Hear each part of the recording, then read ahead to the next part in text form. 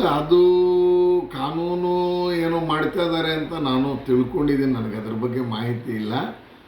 ಅದೇನೋ ಗಿಕ್ಸೋದು ನನ್ನ ಗಮನಕ್ಕೆ ಅಷ್ಟಾಗಿ ಬಂದಿಲ್ಲ.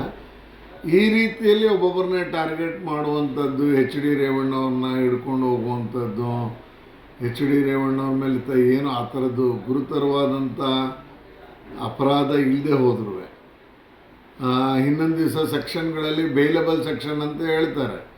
ಮಾರನೇ ದಿವಸ ಅರ್ಜಿನ ಹಿಂಪಡೆದ ನಂತರ ನಾನ್ ಬೇಲಬಲ್ ಆಗಿ ಕನ್ವರ್ಟ್ ಮಾಡ್ತಾರೆ ಕೇಸ್ಗಳನ್ನು.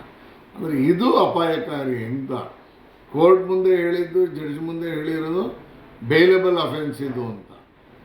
ಯಾವಾಗ ಅರ್ಜಿಯನ್ನು ಆ್ಯಂಟಿಸಿಪೇಟ್ರಿ ಬೇಲನ್ನು ವಿಡ್ರಾ ಮಾಡಿದ್ರು ರೇವಣ್ಣವರು, ಅದಾದಮೇಲೆ ಇಲ್ಲ ಇದು ಬೇಲಬಲ್ ಅಲ್ಲ, ನಾನ್ ಬೇಲಬಲ್ ಅಂತ ಹೇಳಿ ಕೊಟ್ಟಿರುವಂಥದ್ದು. ಈ ರೀತಿ ಮಾಡ್ತಾ ಇದ್ದಾರೆ. ಯಡಿಯೂರಪ್ಪನವ್ರ ಕೇಸು ಅದೇ ರೀತಿಲಿ ಮಾಡ್ತಾರೆ ಅನ್ನುವಂಥದ್ದು ಕೇಳಿ ಬರ್ತಾ ಇದೆ. ನೋಡ್ಬೇಕು ಏನು ಮಾಡ್ತಾರೆ. ಎಲ್ಲ ಥರದ್ದು ಈ ಥರದ ಪ್ರಯತ್ನ ಮಾಡ್ತಾರೆ ಅಂತ ಅನಿಸುತ್ತೆ. ನಾವು ಹೋರಾಟಕ್ಕೆ ಸಜ್ಜಾಗಬೇಕು. ಹೌದು, ಮಾಡಲೇಬೇಕು. ಪ್ರಜ್ವಲ್ ರೇವಣ್ಣವ್ರು ಬರಬೇಕಲ್ಲ, ಎಲ್ಲಿದ್ದರೂ ಇದಕ್ಕೆ ಬಂದು ಉತ್ತರ ಹೇಳಬೇಕಲ್ಲ. ತಂದೆ ಸ್ವತಃ ಜೈಲಿಗೆ ಹೋದರೂ ಬಂದಿಲ್ಲ ಅನ್ನೋದಿದೆಯಲ್ಲ. ಸೊ ಹಾಗಾಗಿ ಪ್ರಜ್ವಲ್ ರೇವಣ್ಣನ ಕರೆತರುವಂಥ ಎಲ್ಲ ಪ್ರಯತ್ನವನ್ನು ಸರ್ಕಾರ ಮಾಡಬೇಕು.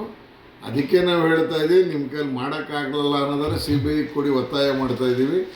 CBI ಮುಖಾಂತರನೇ ಮಾಡಿ ಅಂತಲೂ ಹೇಳ್ತಾ ಇದ್ದೀವಿ. ಪ್ರಜ್ವಲ್ ರೇವಣ್ಣವರು ಭಾರತಕ್ಕೆ ಬರಬೇಕು ಮತ್ತು SIT ಮುಂದೆ, ತನಿಖಾ ಆಯೋಗದ ಮುಂದೆ ಬಂದು ಅವ್ರದ್ದಾದಂಥ ಹೇಳಿಕೆಯನ್ನು, ವಿವರಣೆಯನ್ನು ಕೊಡಲೇಬೇಕು. ಕಾಂಗ್ರೆಸ್ಸರು ನಮ್ಮ ಮೈತ್ರಿ ಬಗ್ಗೆ ಅವ್ರದ್ದೇನಿಲ್ಲ. ಪ್ರಜ್ವಲ್ ರೇವಣ್ಣ ಈಗಾಗಲೇ ಕುಮಾರಸ್ವಾಮಿ ಅವರು ಹೇಳಿದ್ದಾರೆ, ಎಲ್ಲರೂ ಹೇಳಿದ್ದಾರೆ. ಪ್ರಜ್ವಲ್ ರೇವಣ್ಣವರು ತಪ್ಪು ಮಾಡಿದ್ದಾರೆ ಅಂತ ಅನಿಸಿದ್ದ ಕಾರಣಕ್ಕೆ ಜನತಾದಳದಿಂದ ಉಚ್ಚಾಟನೆ ಮಾಡಿದ್ದಾರೆ. ಮತ್ತು ಪ್ರಜ್ವಲ್ ರೇವಣ್ಣ ನೀನು ಎಲ್ಲಿದ್ದರೂ ಬಂದು ಸರೆಂಡರ್ ಆಗಬೇಕು ಅಂತ ಕುಮಾರಸ್ವಾಮಿಯವರೇ ಸ್ವತಃ ಹೇಳಿಕೆಗಳನ್ನ ಕೊಡ್ತಾ ಇದ್ದಾರೆ. ಹಾಗಾಗಿ ನಮಗೆ ಮೈತ್ರಿ ಮುಜುಗರ ಆಗ್ತಿದೆ ಅಂತಿಲ್ಲ.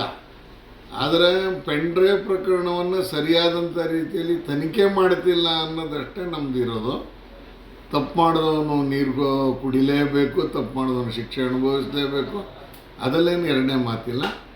ಆದರೆ ತನಿಖೆಯನ್ನು ಸರಿಯಾದಂಥ ರೀತಿಯಲ್ಲಿ ಮಾಡ್ತಾ ಇಲ್ಲ ಅನ್ನುವಂಥದ್ದು ಎಲ್ಲರ ಅಭಿಪ್ರಾಯ ಆಗಿದೆ.